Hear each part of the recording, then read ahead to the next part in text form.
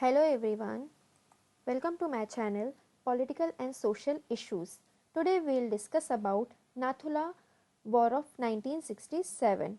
इस वॉर का डिस्कशन बहुत कम लोग करते हैं, लेकिन जब गलवान वैली में इंडिया एंड चाइना के बीच में टकराव हुए तब इस वॉर को लेकर डिस्कशन बहुत हुआ कि इंडिया और चाइना के बीच में आखिरी बार गोली बारी 1967 में हुई थी। Let's discuss about India China war of 1967। मैं सेल्फ प्रिया मिश्रा। अगर आप मेरे चैनल पर न्यू हैं तो सब्सक्राइब करिए और बेल आइकन को प्रेस करना ना भूलें। इससे आपको मेरे द्वारा बनाए गए वीडियोस के नोटिफिकेशंस मिलते रहेंगे। थोड़ा पहले बैकग्राउंड देखते हैं।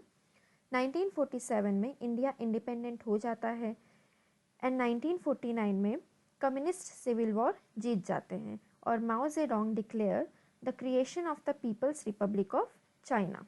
1962 में इंडिया और चाइना में वॉर हो जाता है। इंडिया चाइना वॉर 1962 पर मैंने वीडियो बनाया है, अगर आपने नहीं देखा है तो देख लीजिए, मैंने उसकी लिंक डिस्क्रिप्शन बॉक्स में दे दी है।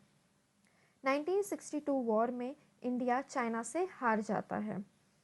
ये इंडिया की मिलिट्री एंड पॉलिटिकल डिफीट होती है। 1962 वॉर के बाद इंडिया ने ज़्यादा फोकस मिलिट्री को स्ट्रॉन्ग करने पर दिया।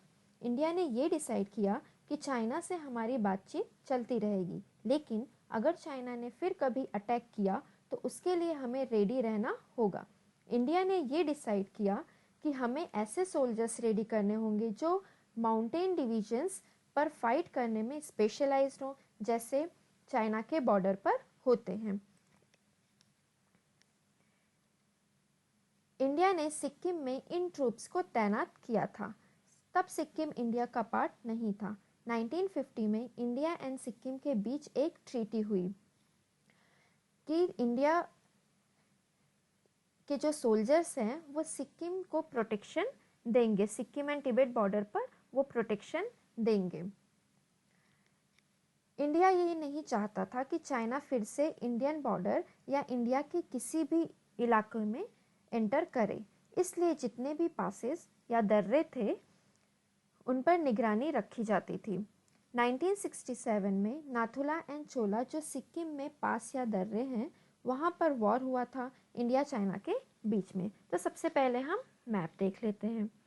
ये है सिक्किम और ये है तिब्बत जो चाइना का एक ऑटोनॉमस रीजन है, और ये नेपाल है, ये इंडिया है। उस टाइम तक इंडिया सिक्किम इंडिया का पार्ट नहीं था, और ये है भूटान।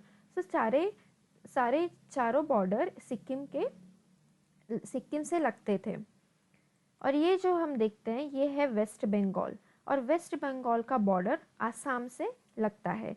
सो अगर वेस्ट बंगाल इंडिया के हाथ से जाता है तो हमारा जो कनेक्शन है, जो बॉर्डर है, हम पूरी तरीके से नॉर्थ ईस्ट रीजन से कट ऑफ हो जाएंगे। अभी इस वीडियो में देखते हैं, ये नाथुला पास है और इसके थोड़े से ऊपर चोला पास है। यहाँ पे लिखा हुआ नहीं है, यहाँ पर चोला पास है। ये जेलेपला पास, बतंगला, डोकाला और ये डोकलाम है।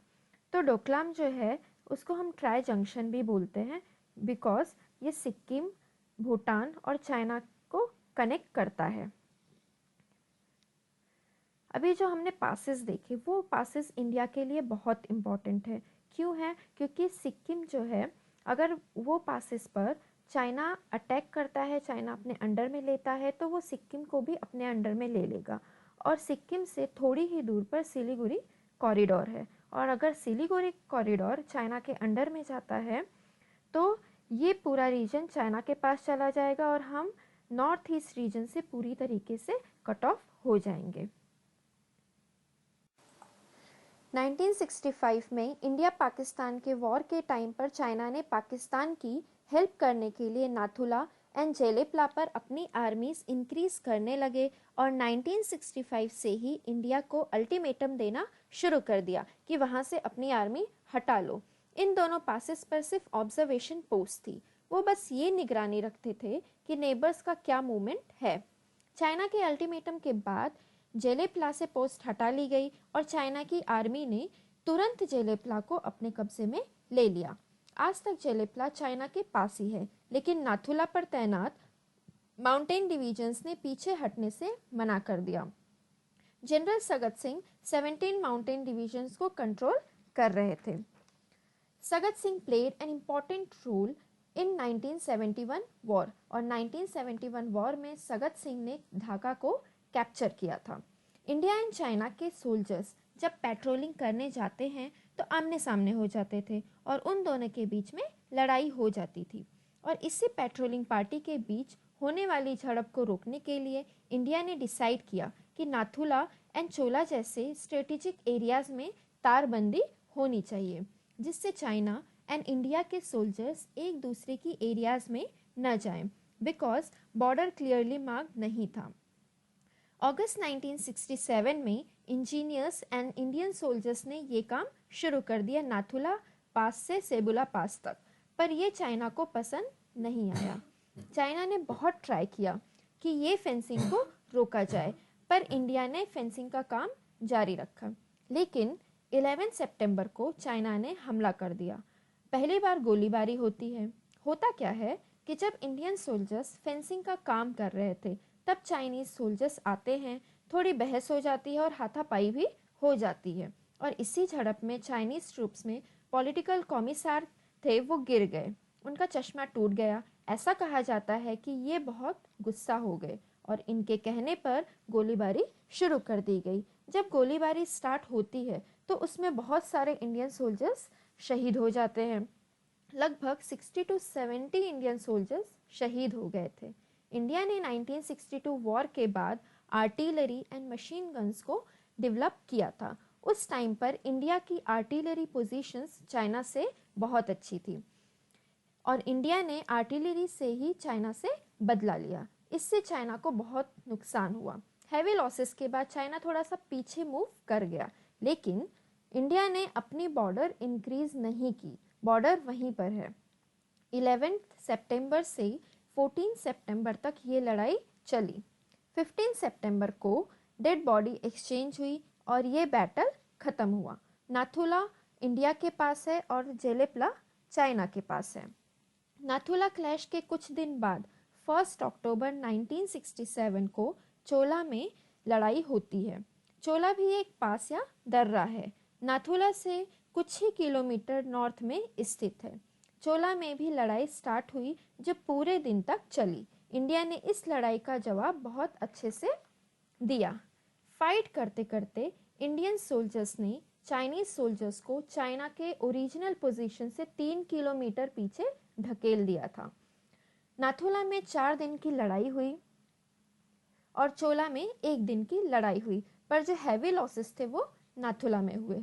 नाथुला एंड चोला की लड़ाई में लगभग 80 to 88 इंडियन सोल्जर्स शहीद हो गए और चाइना के 300 से 400 चाइनीज सोल्जर्स मारे गए।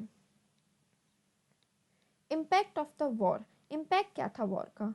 नाथुला एंड चोला वॉर 1967 के बाद इंडियन आर्मी और इंडियन पॉलिटिकल लीडरशिप के लिए ये एक साइकोलॉजिकल बूस्ट था जो 1967 वॉर के बाद वीक हो गया था।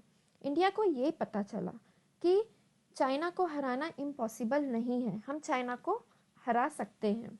लेकिन 1967 के बाद 1975 में भी गोलीबारी हुई।